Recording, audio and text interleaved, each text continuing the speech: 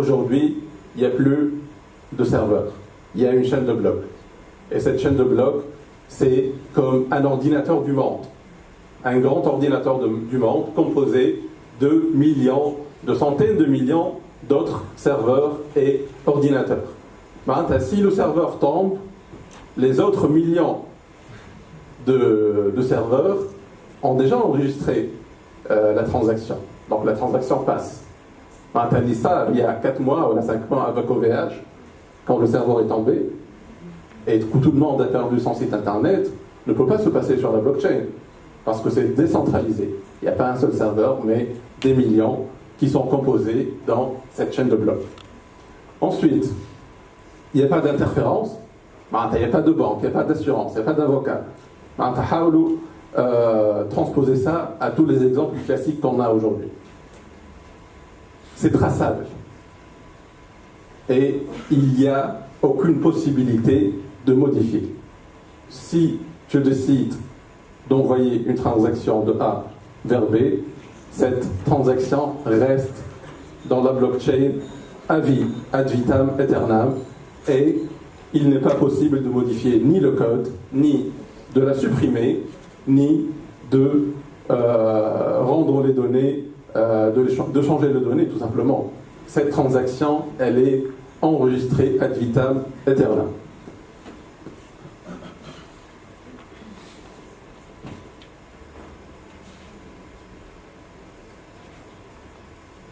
Donc, retenez surtout, et je vais vous présenter après des exemples, et l'impact de la blockchain sur chaque industrie, qu'il n'y a pas d'intermédiaire, d'accord? Et que les transactions sont gratuites, ou presque, et qu'elles sont immodifiables, immutables, et qu'il n'y a pas d'organe centralisé.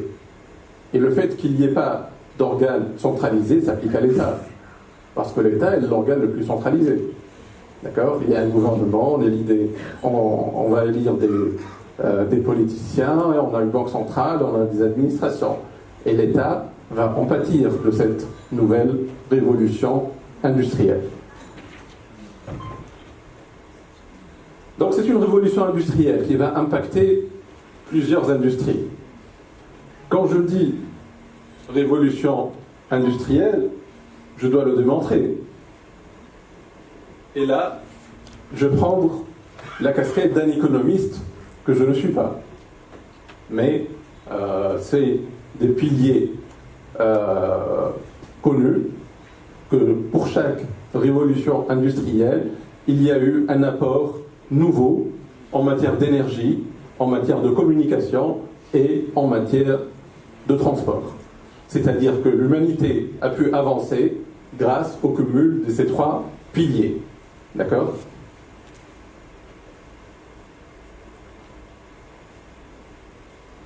Donc la première révolution industrielle a eu lieu au début du 19e siècle. On vivait avant sans avoir beaucoup de moyens pour l'énergie, on vivait sans industrie, sans usine, et on vivait sans moyens de transport, sauf les animaux. Les animaux étaient nos moyens de transport. Mais il y a eu une révolution industrielle au 19e siècle où le transport était le train, qui marchait grâce à l'énergie qui était le charbon. Donc on a su faire marcher les trains grâce au charbon, et on avait de nouveaux moyens de communication qui sont le courrier par exemple et l'imprimerie.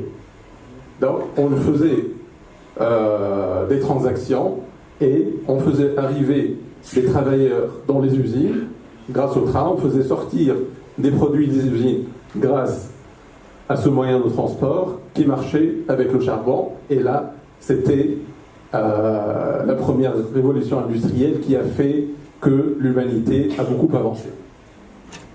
La deuxième révolution industrielle est plutôt celle du XXe siècle. Parce qu'au XXe siècle, on peut considérer qu'on a avancé, entre guillemets, de plusieurs siècles par rapport au XIXe. Parce qu'on avait d'autres moyens de transport, d'autres moyens de communication et d'autres énergies. Et là, le pétrole était le roi des énergies du XXe siècle. Celui qui possédait le pétrole est celui qui dicte sa loi sur tous les pays du monde.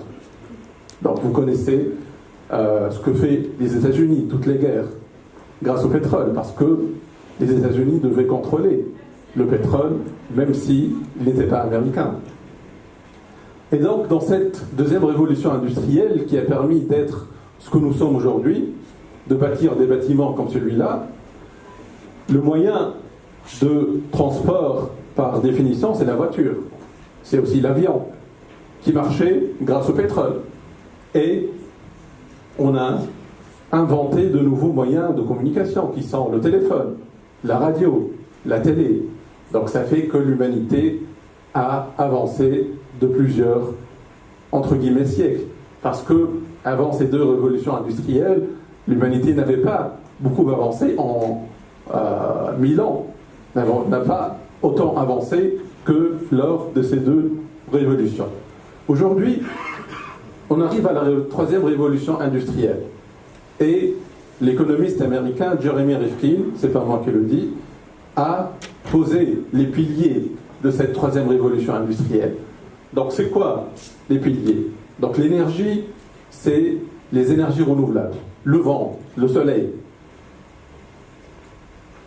La communication se fera grâce à l'Internet et, pour être plus précis, grâce à l'Internet of Things. Donc on peut commander tout par notre téléphone portable. Et on a de nouveaux moyens de transport, qui sont les véhicules électriques, hybrides et l'hyperloop, par exemple. Les avions qui marchent avec l'énergie renouvelable.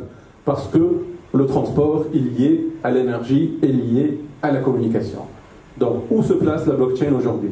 La blockchain va remplacer Internet dans tous ces éléments de la troisième révolution industrielle. Les applications, le trading des énergies renouvelables se fera par blockchain.